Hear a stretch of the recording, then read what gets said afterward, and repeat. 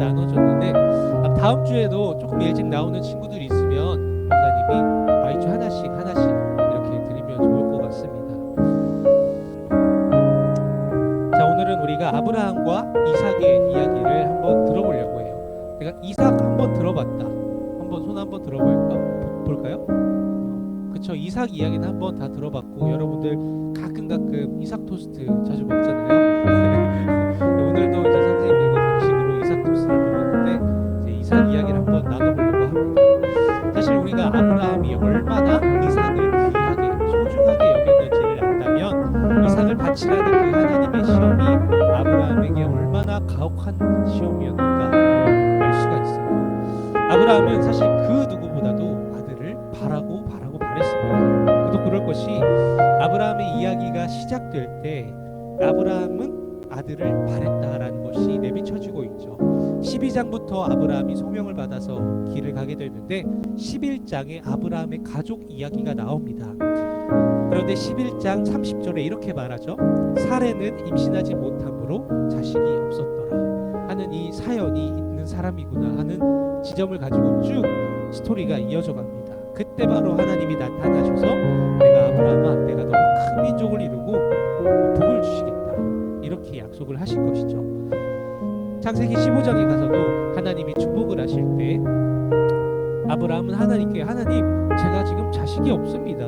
제 모든 것을 이어받을 자는 엘리에셀입니다 이렇게 얘기를 했습니다. 그러나 하나님은 아니야, 그렇지 않아. 내가 너한테 자녀를 줄 거야. 너의 몸에서 날 사람이 상속자가 될 거야 라고 얘기를 하십니다. 그러나 아무리 긴 세월이 흘러도 아들의 생의 길이가 보이지 않았던 것입니다. 하는 수 없이 사레, 자기 여종 하가를 통하여 관계를 이어가려고 했습니다. 어떻게 보면 여자로서는 너무나도 부끄럽고 수치스러운 일일 수도 있어요. 여종 하가를 관계를 이어갈 수 있게 되었지만, 이를 빌미로 사레는 자기의 여종 하갈에게 학대를 받고 무시를 받기까지 합니다. 이제 사레는 신체적으로 자녀를 가질 수 없는 나이가 되었어요. 기대도 없었죠. 전혀 기대도 바라지도 않았습니다. 18장에서 하나님이 직접 나타나시거든요. 그리고 하나님이 직접 나타나셔서 아브라함을 만나시고, 그리고 아브라함과 사레가 낳을 자녀의 이름까지도 정해주시는데 그 이름이 바로 이삭이었어요. 그러나 이 순간에도 사례는 믿지 않았습니다. 됐어요. 다 나이 들어가지고 참 이렇게 콧방귀를 꼈습니다. 이렇게 콧방귀를 낄 정도로 딱 가능성이 보이지 않았던 것이죠. 이렇게 자녀가 생길 가능성이 조금도 없어서 포기하고 있을 때 21장에 그제서야 사라가 이삭을 낳게 되었습니다. 아브라함이 100세가 넘어서야 바라던 그 소중한 아들 이삭이 세상에 태어나게 된 것이죠. 얼마나 기쁠까요? 하나님이 얼마나 많은 축복을 약속해 주셨다 할지라도 실제로 그 결과가 자기에게 주어지지 않았던 그 긴 시간이 아쉽고 서러웠습니다. 심지어는 사례에게는 어떤 아들이 없다는 그 사실이, 임신을 하지 못한다는 그 사실이 콤플렉스였습니다. 그러나 그 모든 문제가 해결되고 소원이 성취가 된 것이고, 바로 그 아들 이삭으로 하여금 아마 이렇게 자녀가 바라던 자녀가 이 세상에 있게 된 그 기쁨을 목사님보다는 선생님들이 많이 아실 것 같아요. 그런데 두둥 아브라함의 인생에 크나큰 위기가 닥쳐오죠. 오늘 본문 22장에서처럼 하나님이 아브라함을 시험하시기로 하신 거예요. 여러분들도 지금 시험 기간을 보내고 있죠. 공교롭게 시험에 대한 메시지를 나누게 되네요. 그 시험이 뭐냐? 바로 그의 유일한 아들 독자 이삭을 바치라는 것이죠. 그 긴 세월 동안 바라던 그 아들 이삭을 하나님께서 바치라고 말씀하신 거예요. 아브라함은 나귀에 번제를 드릴 재료를 쌓고 이삭과 함께 모리아 산으로 향하게 되었습니다. 모리아 산으로 이렇게 향하게 된 것이죠. 브엘세바에서 모리아 산까지는 약 72km였다고 합니다. 일주일 동안 걸어가야 도착할 수 있는 길이었다고 해요. 이삭은 그런데 그 길을 가는 동안 이삭은 좀 의아스러웠죠. 아버지, 그런데 하나님께 번제를 드리러 가신다고 하면서 왜 번제 제물은 없나요? 이렇게 물어보면서 힘겹게 걸어가고 있었습니다. 이 질문을 받은 아브라함은 얼마나 좀 속상했을까요? 얼마나 갑갑했을까요? 차마 네가 바로 그 제물이야. 이렇게 얘기를 할 수는 없잖아요. 그건 너야. 막 이렇게 하면서 얘기를 할 수 없잖아요. 내가 얼마나 아끼는 그 아들 이삭, 그 이삭을 제물로 바쳐야 하는 그 과정 가운데 걸어가고 있는데 얼마나 마음이 답답했을까요? 그러나 아브라함은 하나님께서 친히 준비하실 거야 라고 얘기를 하셨습니다. 이렇게 얘기를 할 수밖에 없었어요. 그리고 도착을 했죠. 아브라함은 묵묵히 번제단을 돌로 이렇게 쌓고 나무를 이렇게 올려놓았습니다. 그리고 이삭을 꽁꽁 묶어서 그 번제단 위에 올려놓았죠. 이제 칼을 들고 그토록 오랫동안 바라고 바랬던 아들, 그 사랑하는 아들 이삭을 죽여야만 하는 순간이 도착하게 된 거예요. 그 순간 그렇게 칼을 들고 이삭을 내리 꽂으려고 하는 그 순간 아브라함아! 이렇게 하면서 하나님이 갑자기 나오신 거예요. 여러분 놀랐죠? 아브라함도 이 정도로 놀라지 않았을까 그런 생각이 들어요. 그 순간 아브라함아! 안 돼 이렇게 붙잡으신 거죠. 그 아이에게 결코 손을 대지 말아라. 이제 됐다. 네가 가장 소중하게 여기는 그 아들 이삭까지도 바치는 그 모습을 보고 정말 네가 하나님을 경외하는 줄을 알았다라고 하셨습니다. 그리고 이렇게 고개를 들어보니까 하나님이 준비하신 숫양이 저기 숲을 한가운데 있었고 아브라함은 그 숫양을 하나님께 드렸죠. 이 모든 일을 겪은 아브라함은 그 땅을 여호와 이레, 여호와의 산에서 준비되리라 라고 이렇게 이름을 정하게 되었습니다. 자, 오늘 이렇게 아브라함의 이야기를 잠깐 살펴봤는데 오늘 말씀 속에서 나타나는 하나님은 어떤 분이실까요? 하나님은 때때로 우리의 삶을 시험하시는 그런 하나님이라는 것이죠. 오늘 본문 속에서 그 하나님의 시험의 목적은 분명하게 나타납니다. 아브라함이 하나님을 경외하는가 그것을 보시려 함이었죠. 12절에 내가 이제야 네가 하나님을 경외하는 줄을 아노라 라고 말씀하시죠. 어떻게 보면 하나님은 굉장히 야비하신 것 같아요. 그러지 않나요? 아니 아브라함이 얼마나 자기 아들 이삭을 바라고 또 얼마나 아끼고 사랑하는지도 다 아실 건데 그렇게 계속해서 자손을 줄 거라고 열국의 아버지가 될 거라고 그 아들을 통하여 민족을 이룰 거라고 위대한 약속을 하셨으면서 갑자기 난데없이 이삭을 바치라니 하나님 너무 야비하시고 어이가 없는 거 아닐까 그렇게 생각을 할 수 있지 않을까요? 그러나 하나님을 믿는 삶에는 이와 같은 시험이 있을 수밖에 없다라는 것을 오늘 이야기가 우리에게 들려주고 있는 것입니다. 성경 속에 나타나는 많은 인물들의 삶도 언제나 시험의 연속이었어요. 요셉도 보디발 장군의 아내로부터 유혹을 받고 시험을 벗어났죠. 이스라엘 나라 자체도 이스라엘 민족들도 가나안 땅에 들어가기 전에 그 믿음의 시험이 있었고 또 사무엘 시대 때에도 블레셋이 쳐들어올 때 그들은 미스바 산에서 회개하는 그런 기도 집회를 하였습니다. 또 다윗도 사울을 직접 죽일까 말까라고 하는 그런 시험이 있었죠. 또 누구보다 고통스러운 시험을 받은 욥이 있습니다. 그러나 하나님은 이렇게 시험을 하실 때에 믿는 자가 하나님의 말씀에 순종하고 그 뒤에 있는 그 크나큰 축복을 얻기를 바라시는 분이라는 것을 기억해야 합니다. 믿음의 순도가 더 높아지길 바라시는 그런 의도로 우리의 삶을 종종 시험하시곤 한다는 것이죠. 그 시험은 우리가 가장 소중하게 여기고 가치 있게 여기고 중요하게 여기는 것이 무엇인가 그것을 보여주고 있습니다. 내가 가장 소중하게 여기고 있는 것이 무엇인지를 드러내는 것이 바로 하나님의 시험인 것이죠. 우리한테 그렇게 그 시험이 다가오지만 하나님에게 있어서 그 시험은 과연 이 사람이 이 자녀가 나의 이 백성이 순종하는가 마는가 이것을 판단하시기 위함이라는 것이죠. 말도 안 되는 요구를 하는 거 이해가지 않는 요구를 하는 것 하나님도 다 아십니다. 그럼에도 순종하는가 그것을 하나님께서 보시려고 하셨던 것이죠. 여기 아브라함은 순종을 했기 때문에 그의 믿음을 인정하시고 이전부터 맺으신 그 언약의 축복이 그의 삶의 열매로 나타나게 된 것입니다. 왜 사울보다 다윗이 더 칭찬을 받았을까요? 사울은 위기 앞에서 자기 방법대로 해결하려고 하였지만 그렇게 제사를 직접 드림으로써 그렇게 불순종하였지만 다윗은 매 순간 그 위기 앞에서 먼저 하나님의 뜻을 구하고 어떻게 해야 될지 하나님께 기도하고 행동했던 사람이었기에 하나님께서 다윗을 더욱더 기뻐하시고 사랑하셨던 것이죠. 이처럼 하나님의 시험 앞에서 내가 어떻게 반응하는가, 그것이 하나님께서 우리의 삶을 판단하시는 기준이 된다는 것입니다. 그러나 이와 반대로 우리가 유념할 게 있어요. 그게 뭐냐? 하나님은 시험을 통해서 우리를 유혹하시는 분은 아니라는 것입니다. 유혹.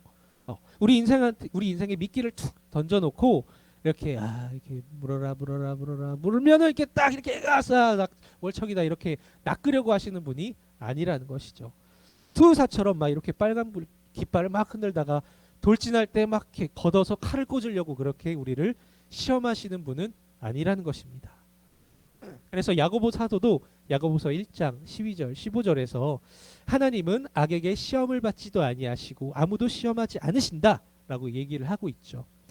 그럼 왜 우리의 삶 가운데 시험이 있느냐? 14절을 통해 말하는 것처럼 그것은 바로 자기 욕심에 이끌려 미혹됨이니라는 것이죠. 여기서 욕심은 무엇을 향하여라는 뜻을 가지고 있는 원어이고요. 또 열망이라는 뜻과 합성어입니다. 열망을 향하는 것이죠. 열망을 향한 그 욕망, 그 욕망에 강하게 지배되는 그런 상황이 있을 때 우리 삶 가운데 시험이 있는 것입니다. 이처럼 하나님의 시험과 내 욕심의 그 유혹에 따른 시험은 다르다는 것이죠. 우리를 시험에 들게 하지 마옵소서라고 하는 기도는 바로 이러한 맥락에서 나오는 거예요. 나의 약함과 욕망을 흔들어서 죄 아래 묶어두려고 하는 그 죄악의 관계를 두고 하는 기도라는 것이죠. 그런 시험은 우리의 삶 가운데 유혹으로 인해서 그런 시험이 닥쳤을 때는 요셉이 보디발 장군의 유혹 가운데 막 뿌리치고 막 도망갔던 것처럼 그 시험을 피할 용기와 지혜가 필요합니다. 그러나 악의 관계는 그보다 더 크고 우리 스스로는 그 악을 감당할 수 없습니다. 그래서 하나님께 기도하면서 우리를 악에서 건져달라고 기도해야 하는 것이죠. 자, 다시 말씀으로 돌아와서 하나님의 시험은 무엇을 포기하느냐의 형태로 다가온다는 것을 묵상할 수 있을 것 같아요. 포기의 반대는 뭘까요? 저는 선택이라고 생각을 해봤어요. 즉 시험은 무엇을 선택하고 무엇을 포기하는가, 그것을 보여주는 것이죠. 그런데 우리 삶에는 반드시 포기해야만 주어지는 더 좋은 것들이 있죠. 이를테면 우리가 해외여행을 간다고 생각을 해봐요. 뭐 축구를 좋아하는 친구들은 막 뭐 이렇게 유럽의 어떤 경기나 이런 것들을 보러 가고 싶겠죠. 뭐 휴양지를 좋아하는 친구들은 뭐 발리나 뭐 그런 곳을 뭐 가고 싶을 것 같기도 하고 그래요. 자, 우리가 해외를 가기 위해서 공항에 짐을 가득히 싸들고 이렇게 갑니다.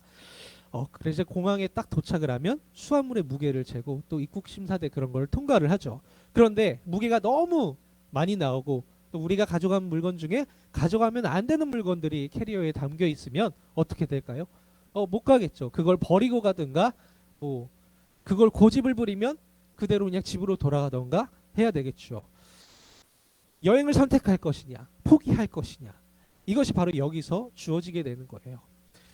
내가 나의 이 짐, 불필요한 짐을 내가 조금 덜 중요하게 여기는 이 짐을 포기한다면 해외에 가서 마음껏 내가 하고 싶은 것들을 가득히 누릴 수 있게 되죠. 그러나 고집을 부리면 이 물건 꼭 가져갈 거야, 나 이거 없으면 안 돼, 꼭 나 이거 가져갈 거야, 이렇게 고집을 부리게 되면 입국을 못하게 되는 것이죠. 이처럼 시험은 무엇을 포기하느냐가 무엇을 포기하느냐의 형태로 주어진다는 것입니다. 아브라함은 기꺼이 포기했기 때문에 하나님께서 그에게 축복하신 그 약속을, 열매를 맺을 수 있게 된 것이죠. 이것을 기억하면서 선택의 순간에 나의 욕심을 포기하고 하나님을 선택하는 여러분들이 되었으면 좋겠습니다. 이렇게 시험에 대해서 나누었는데요. 이처럼 하나님은 주신 약속을 우리가 받고 누리면서 살아갈 수 있도록 하시기 위해 시험을 통과하게 하신다는 것이에요. 이는 어떻게 우리에게 주어진 은혜를 누리면서 살아가는가 하는 문제로 우리에게 다가옵니다. 아브라함은 어떻게 이 시험을 통과했죠? 순종함으로써 시험을 통과했습니다. 바로 시험자이신, 출제자이신 하나님의 그 출제자의 의도를 정확하게 파악한 것이죠. 자, 이는 믿음과 행함의 문제를 보여주게 됩니다. 아무것도 이루어지지 않은 상황에서 축복의 약속을 주신 그 하나님을 아브라함이 믿었기 때문에 아브라함이 의롭다 여김을 받게 되었죠. 그 약속이 결과로 나타나게 된 것은 아브라함이 그 하나님의 축복의 명령에 순종했기 때문에 나타나게 된 것입니다. 이삭을 바치는 그 순종, 그 행위를 통해서 그 하나님께서 주신 축복을 자기 삶에 갖게 되고 열매로 얻게 된 것이죠. 오늘 읽은 22장에서 큰 복과 씨가 크게 번성하여 하늘의 별처럼 바다의 모래처럼 많아지게 될 것이다 라는 하는 이 축복이 온전히 그에게 주어진 것은 바로 18절에서 얘기한 것처럼 준행하였기 때문입니다. 따라해 볼까요? 준행. 국어사전에서는 준행을 어떤 전례나 명령 따위를 그대로 쫓아서 행함 이렇게 정의를 하고 있어요. 사실 그동안 한국교회는 오로지 믿음으로만 구원을 받는다라고 하는 이 메시지에 다 매몰되어 있었던 것 같아요. 이미 믿음으로 구원받았고 난 이제 깨끗해졌고 의롭다 여김을 받았기 때문에 이제 끝이다 라고 생각해서 그 삶에 아무런 변화가 나타나지 않았습니다. 오히려 더 악한 모습으로 이 세상에 나타나게 되었고 이중적인 모습으로 사회의 손가락질을 받게 되었죠. 또 마치 외국에 갈 때 가까운 사람한테 이렇게 얘기를 하죠. 야, 외국 가면 한국 사람 절대 조심해. 이렇게 얘기를 하는 것처럼 그렇게 얘기를 하는 것처럼 처음에 교회 다닌다고 하면 기독교인이라고 하면 먼저 경계하고 거짓말하는 사람으로 여김을 받고 조심해야 할 대상이 된 것이죠. 어쩌다가 이렇게 된 것일까요? 바로 믿음으로 의롭다함을 얻었다. 이게 바로 끝이라고 생각을 했기 때문입니다. 그래서 오늘날 기독교가 힘을 잃고 세상으로부터 손가락질을 당하고 또 교회가 힘을 잃게 된 것이죠. 온갖 살아있는 것은 다 힘이 있는데 왜 교회가 우리의 믿음이 힘을 잃게 된 것일까요? 그것은 무슨 뜻일까요? 우리의 믿음이 죽은 믿음이라는 것을 보여주는 것이죠. 그렇다면 살아있는 믿음은 무엇이냐? 바로 야고보는 믿으면 끝이라고 여겼던 그 그리스도인들을 향해서 아브라함이 이삭을 바친 이야기를 들려주게 됩니다. 그리고 이로 보건대 사람이 행함으로 의롭다 하심을 받고 믿음으로만은 아니니라 라고 이렇게 또 정리를 해요. 그러면서 26절에 영혼 없는 몸이 죽은 것처럼 행함이 없는 믿음은 죽은 것이다 라고 이렇게 가르쳐주고 있습니다. 자, 이 지점에서 우리 말씀으로 다시 돌아와서 순종한 아브라함에게 하나님께서 말씀하신 부분을 잘 눈여겨보면 22장 17절에 이렇게 얘기를 하죠. 여러분 목소리로 우리 다 같이 읽어보도록 하겠습니다. 시작.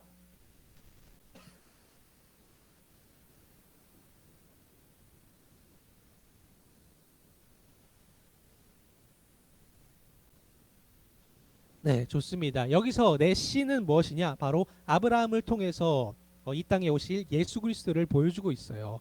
그리고 그 씨가 대적의 성문을 차지할 것이다 라고 얘기를 하고 있죠. 생명이신 예수 그리스도의 대적이 무엇겠어요? 바로 죄와 사망의 권세이죠. 그런데 아브라함을 통해 온 씨가 그 크나큰 죄악의 성문을 점령하고 차지하게 될 것이다 라고 말씀하시죠. 즉 믿음으로 약속을 받은 아브라함이 순종을 통해서 약속을 이루었고 대적의 성문을 차지하는 그 이 말씀을 갖게 되고 얻게 되고 바라보게 된 것입니다.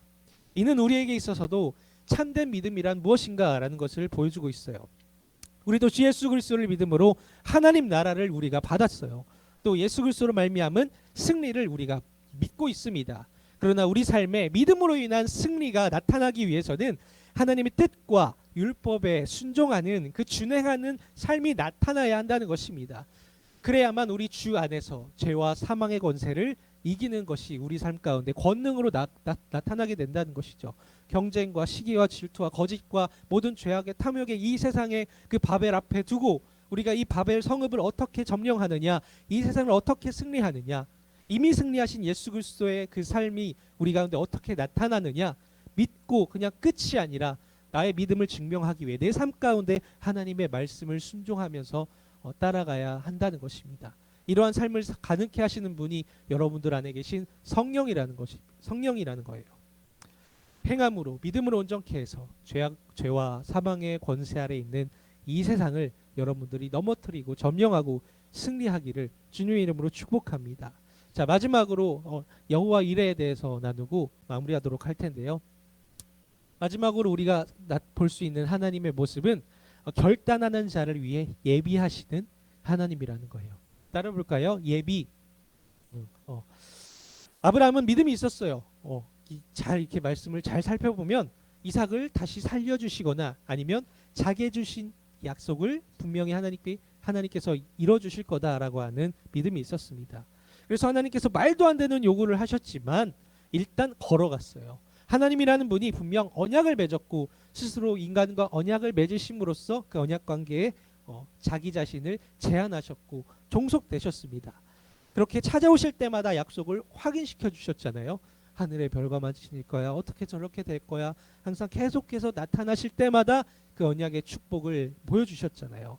그리고 심지어 자기 아들의 이름까지도 정해주신 그 하나님이시기 때문에 그 하나님을 믿고 이삭을 바치라는 그 명령에도 불구하고 걸어갔던 것입니다.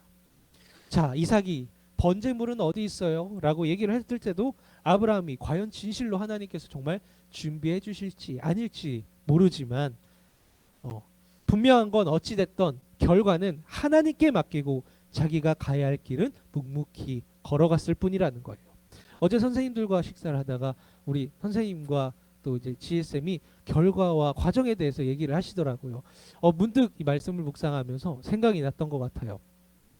우리는 하나님께 결과는 맡기고 내가 걸어갈 그 길은 묵묵히 걸어가는 것이죠. 그리고 그 순간 최종적인 순간에 하나님께서 수풀에 수장을 준비해 주신 것을 통해 하나님께 번제를 드리게 되었습니다. 자, 이처럼 우리가 하나님을 믿으면서 신앙생활을 하다 보면 이해받지 않고 피하고 싶고 그런 순간이 닥쳐옵니다. 또 내가 가장 소중하게 여기는 그것을 포기해야 하는 상황에 이르게 됩니다. 그 순간이 괴롭고 슬프고 하나님을 원망하고 싶기까지 하게 됩니다. 만약 그때 우리가 인간적인 나의 욕심과 마음을 뒤로하고 믿음으로 결단하여 하나님의 그 길을 간다면 그는 그를 위해서 준비하시는 그 하나님의 은혜를 분명 누리게 되고 그를 향하신 하나님의 놀라운 계획을 그 삶 가운데 펼치게 된다는 것입니다. 결단한 자를 위해 늘 먼저 예비하시는 그 하나님을 여러분들 또한 믿었으면 좋겠습니다. 인생은 늘 선택을 강요하죠.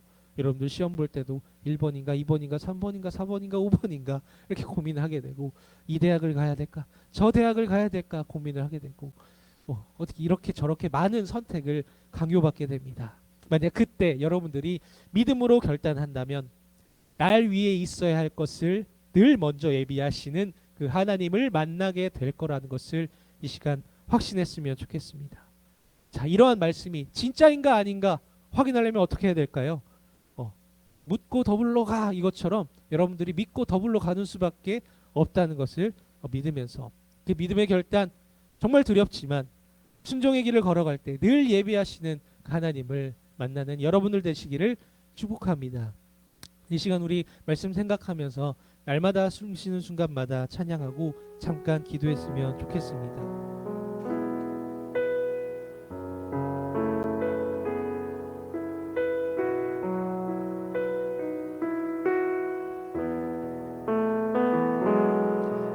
날마다 숨 쉬는 순간마다 내 앞에 어려운 일 보내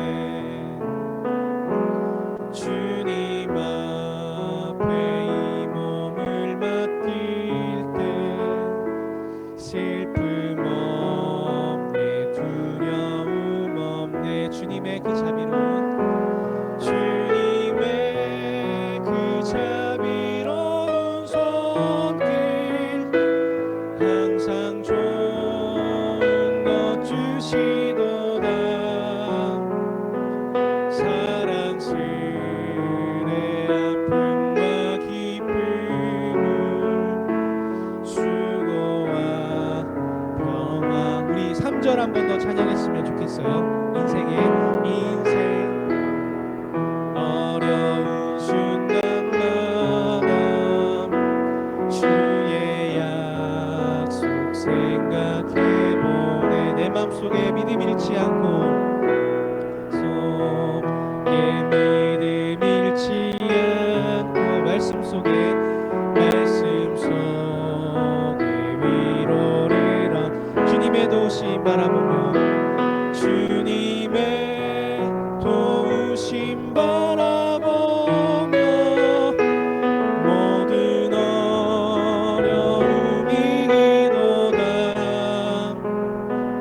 흘러가는 순간순간마다 주님 약속 새겨봅니다. 우리 계속 반주해 주시고요. 우리 기도했으면 좋겠어요. 주님께서 우리를 어떻게 부르실지 모르겠습니다. 무엇을 요구하실지 모르겠습니다. 그러나 그 선택의 순간 앞에서 나의 것을 붙잡기보다 예비하실 하나님을 붙잡는 내가 되게 하여 주시옵소서.